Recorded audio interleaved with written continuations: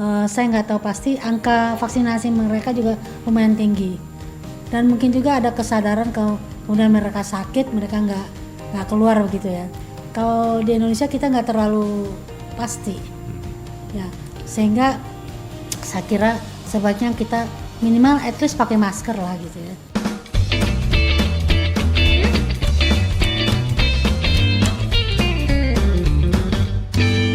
Friday Talk, Friday.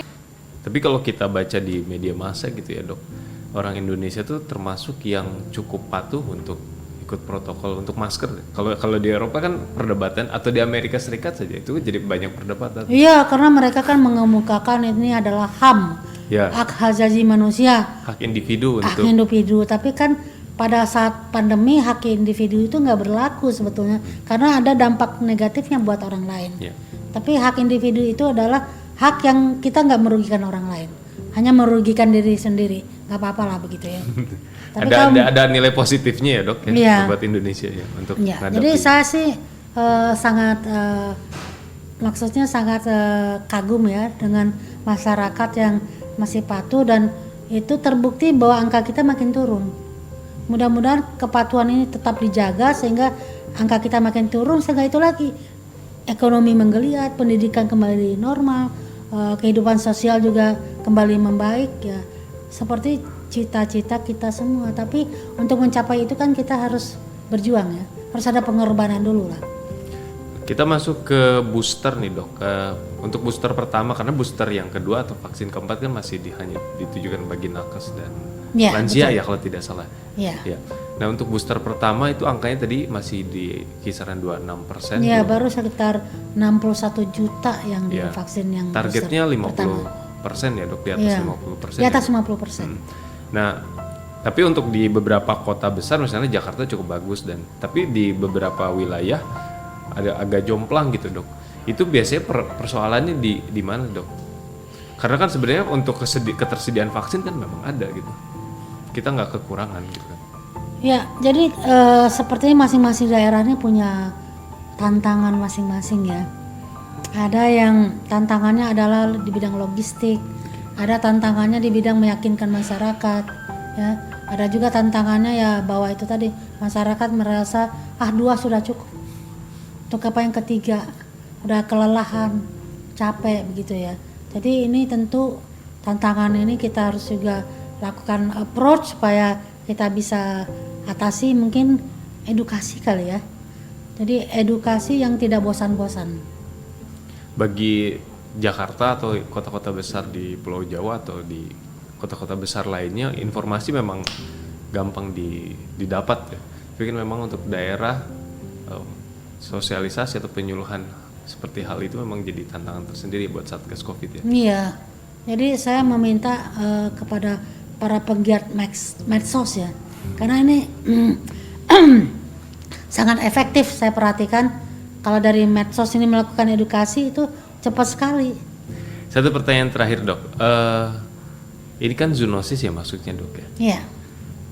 Berarti ada dampak kerusakan lingkungan, dan bukan pertama kalinya kan dok? Penyakit yang di Afrika misalnya, Ebola itu zoonosis juga ya dok? Ya kan COVID ini juga asalnya kan dari hewan. Yeah. Hewan liar dulu kan, lalu terjadi mutasi juga sehingga ke hewan domestik, mutasi juga sehingga dia mampu pindah ke manusia. Kalau pindah ke manusia ya dia akan sangat mudah sekali antar manusia. Yang jadi pertanyaan itu, ini penularannya itu apa karena manusia memakan hewan, atau karena memang ya berinteraksi gitu, berinteraksi dalam artian hewan-hewan liar yang memang sudah tidak punya habitatnya gitu. Jadi saya nggak tahu pasti ya, tapi itu memang ada dugaan diskusi di awal-awal tahun 2020 atau 2019 Desember, akhir 2019 dikatakan dulu yang di Wuhan itu kan ada wet market tuh, yang di sana semua hewan ada ular, ada kelelawar, ada ayam, ada sapi, ada babi, ada semua hewan ada. Dan di sanalah katanya terjadi penularan. Lalu kemudian ada kebiasaan orang makan hewan yang tidak dimasak dengan matang, atau juga memegang-megang hewan. Jadi ada waktu itu wacananya adalah kontak erat dan juga makan hewan. Tapi sampai saat ini belum ada bukti yang mengatakan pastinya ini karena makan hewan atau karena interaksi manusia dengan hewan. Tapi kalaupun salah satu atau kedua-duanya, ya kita harus tetap melakukan pencegahan. Satu, kalau memasak makanan dari hewan, masaklah yang matang, jangan makan makanan yang mentah.